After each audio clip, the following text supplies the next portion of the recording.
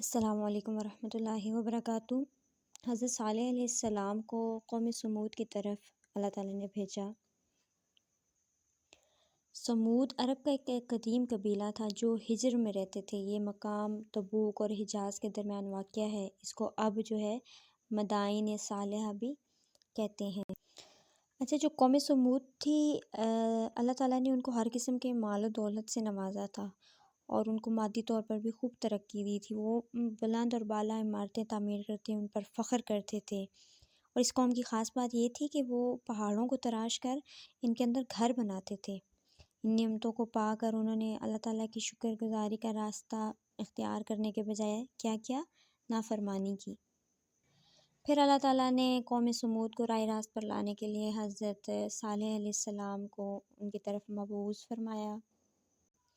حضرت صالح علیہ السلام نے بہت اچھے سے اپنی قوم سمود کو سمجھایا کہ جس اللہ نے تمہیں اتنی طاقت دی ہے، تم پہاڑوں کو چیر کر اس میں گھر بناتے ہو، اتنی عالیشان عمارتیں بناتے ہو، تو اسی اللہ کا شکر ادا کرو، اسی کی بندگی کرو۔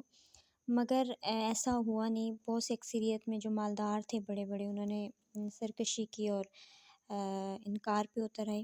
اس کا اگر آپ اس کی تفسیر بھی دیکھنا چاہیں تو سورہ اعراف کی آیت نمبر 76 میں ہے کہ مغرور سردار کہنے لگے کہ جس چیز پر تم ایمان لائے ہو ہم اس کو نہیں مانتے۔ پھر انہوں نے حضرت صالح علیہ السلام سے اس چیز کا دعویٰ کیا کہ واقعی اگر آپ اللہ تعالیٰ کی طرف سے نبی ہیں تو ہمیں کوئی نشانی دکھائیں، جس کا سورہ شعائر میں آیت نمبر 154 میں بھی کہا گیا ہے کہ اگر تم سچے ہو تو کوئی نشانی بتاؤ۔ حضرت صالح علیہ السلام نے فرمایا اگر میں مطالبہ پورا کر دوں تو کیا واقعی تم اس دین پر ایمان لے آؤ گے جو میں لایا ہوں؟ انہوں نے جواب دیا ہاں، ہم آپ صلی اللہ علیہ وآلہ وسلم پر ایمان بھی لائیں گے اور آپ کی باتوں کی تصدیق بھی کریں گے۔ پھر حضرت صالح علیہ السلام نے ان سے پختہ عہد لیا، پھر اللہ سے دعا کی کہ ان لوگوں کا مطالبہ پورا کیا جائے۔ اللہ کے حکم سے پھر ایک چٹان پھٹی اور اس میں سے ایک بڑی قد آور اونٹنی برآمد ہوئی۔ اکثر آپ نے یہ سنا ہوگا کہ اونٹنی کو مارنے والے صرف 3-4 لوگ تھے، لیکن نست و نبوت پورا قبیلہ ہوا تھا۔ تو یہ اس اونٹنی کے بارے میں ہے کہ یہ اونٹنی بڑی ایک عجیب و غریب معجزہ تھی، جہاں سے چاہتی تھی چرتی تھی۔ جب کنویں پر پانی پینے جاتی تو سارا پانی ایک ہی دفعہ پی جاتی تھی۔ اس وجہ سے کنویں سے ایک دن اونٹنی پانی پیتی تھی اور دوسرے دن لوگ پانی پیتے تھے جو وہاں کی قوم سمود کے رہنے والے تھے۔ پھر اس اونٹنی کے بارے میں حضرت صالح علیہ السلام نے اپنی قوم کو تنبیہ کر دی تھی کہ یہ اللہ کی طرح کی اونٹنی تمہارے لیے ایک نشانی ہے، لہٰذا اس کو آزاد چھوڑ دو کہ اللہ کی زمین سے جہاں سے چاہے چرے اور اسے کسی کی تکلیف نہ دینا، ورنہ تم پر اللہ کا عذاب ہوگا۔ کچھ عرصہ یہ معاملہ یوں ہی چلتا رہا۔ آخرکار قوم سمود کے سردار جمع ہوئے اور آپس میں مشورہ کیا کہ اس اونٹنی سے کس طرح نجات حاصل کی جائے۔ مشورے کے بعد انہوں نے متفقہ فیصلہ کیا کہ اونٹنی کو مار دیا جائے گا تاکہ ان سے جان چھوٹے اور سارا پانی ان کے لیے رہ جائے۔ آخرکار انہوں نے اپنے پروردگار کے حکم کی نافرمانی کی اور اونٹنی کو مار ڈالا۔ ان کے بعد انہوں نے حضرت صالح علیہ السلام سے کہا، جس کا ذکر سورہ اعراف کی آیت نمبر 77 میں بھی ہے صالح جس چیز سے تم ہمیں ڈراتے ہو، اگر تم اللہ کے پیغمبر ہو تو اسے ہم پر لے آؤ، نعوذ باللہ۔ اس پر سیدنا صالح علیہ السلام نے فرمایا آیت نمبر 65 میں سورہ ہود میں کہ اپنے گھروں میں 3 دن اور فائدہ اٹھا لو۔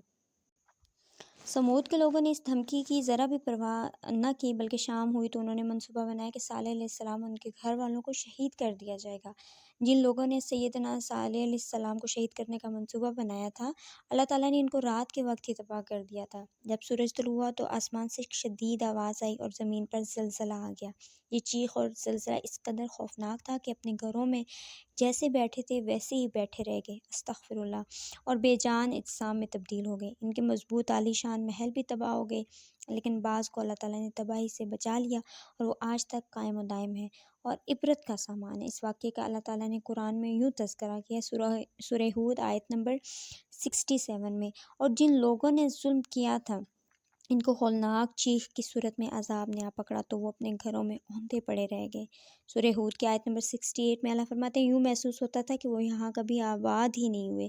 پھر سورہ اعراف میں آیت نمبر 79 میں زلزلہ سے قوم کے ہلاک ہو جانے کے بعد سیدنا صالح علیہ السلام نے بطور افسوس یہ کہا تھا، ہے میری قوم، میں نے اپنے رب کا پیغام تجھے پہنچا دیا اور میں نے تیری بہت خیر خواہی کی، مگر میں کیا کروں کہ تجھے اپنے خیر خواہ پسند ہی نہیں ہے۔ تو یہ اونٹنی کا ذکر میں نے کتنی دفعہ سنا تھا، لیکن تفصیل کے ساتھ آج آپ سے بیان کیا۔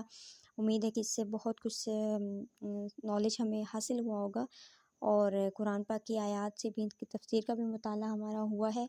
تو اللہ پاک ہمیں ان باتوں سے سبق حاصل کرنے کی توفیق عطا فرمائے، اور اللہ پاک کے جو بھی قرآن پاک میں ہے اس کے مطابق زندگی گزارنے کی توفیق عطا فرمائے، آمین۔